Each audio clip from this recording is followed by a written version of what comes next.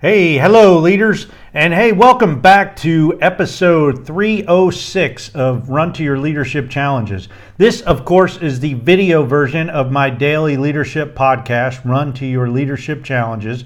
And the video version is a little bit longer than the 2-minute podcast that you can find on iTunes, Stitcher, Alexa, all that other kind of stuff. But you get a little bit of extra in the beginning and the end.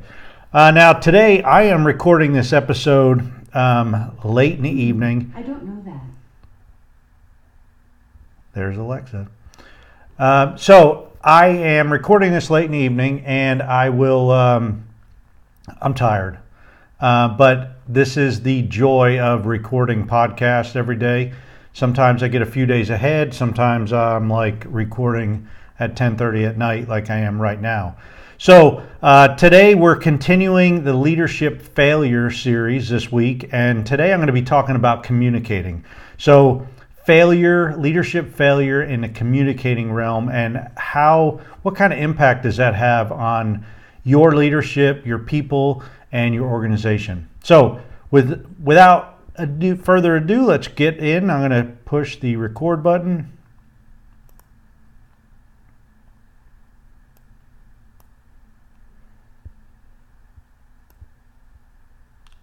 Hello leaders, and welcome to Run to Your Leadership Challenges. So this week we're discussing the challenge of leadership failure and the impact that it can have. Today, let's talk about communication as a type of leadership failure. Now, I don't know about you, but I've seen some very ugly communication throughout my career. And when you are failing to communicate properly as a leader, this can really shatter your goals and vision for your organization. Not to mention trust and credibility, morale, team development, quality control, and the list goes on and on. Communication is one of the biggest failures among leaders, and yet we often spend very little time trying to improve as a communicator.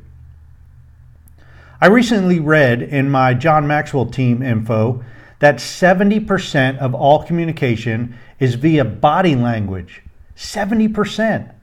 23% is from your tone or your volume, and only 7% of communication comes from the actual words that we use.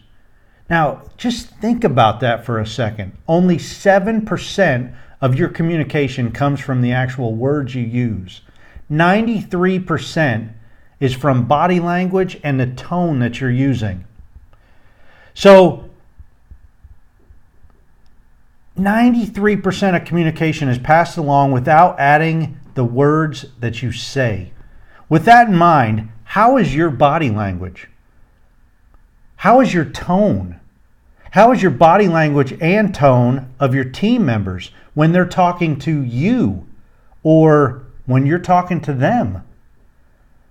The DISC assessment that I utilize with all my clients is primarily a communication tool that helps you discover how you best communicate with others and how others communicate with you. You see, the DISC allows you to see exactly where you fit in, and it's not to put you in boxes by any means, but it allows you to see what your dominant personality is, and then it allows you to see other people's dominant personalities and the best way that you can communicate with them. Now, obviously, I can ramble on for hours about communication and give you tons of tips, but I'm only going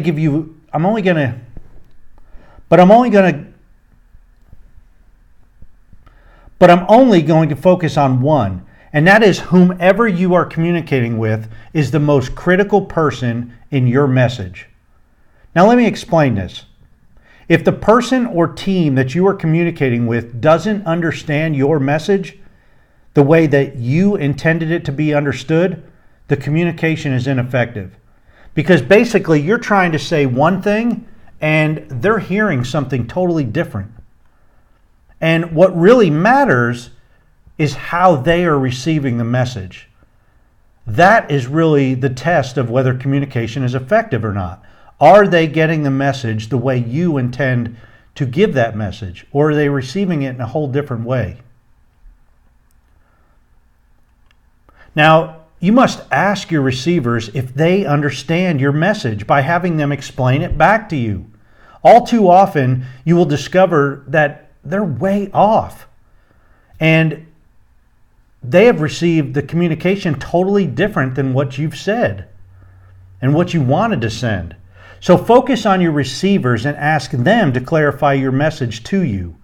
This one step has the opportunity to increase your communication tenfold. I'll guarantee it. So focus on the receivers that you're communicating with. Make an effort to make sure that they understand exactly how and what you're communicating. Hey, I hope you enjoyed today's show. And if you did, I'd love it if you leave me a 5-star review on whatever platform you listen on. If you'd rather, just send me an email. You can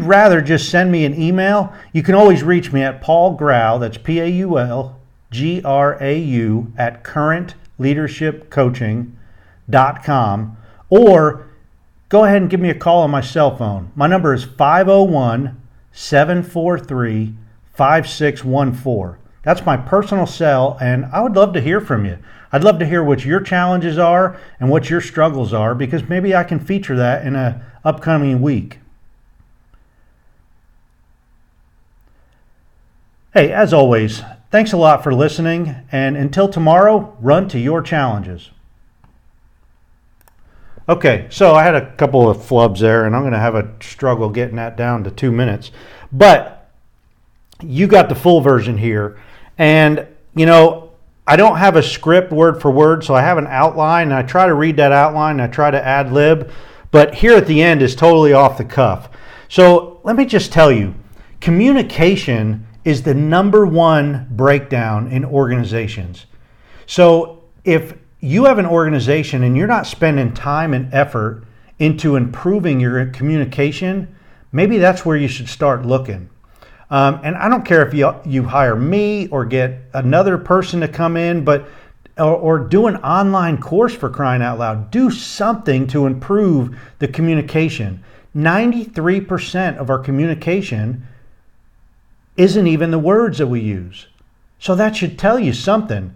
How often do we have a course to figure out our body language? How often do we focus on what our body language is saying to others? How often do we look at body language and really consciously think about, oh, well, that person's tuning us out, or that person is really ticked off and they're angry and they're trying to communicate with me in a way that is coming off very, aggressive. We think this unconsciously, but in our minds, we are automatically accepting that and trying to diagnose their communication.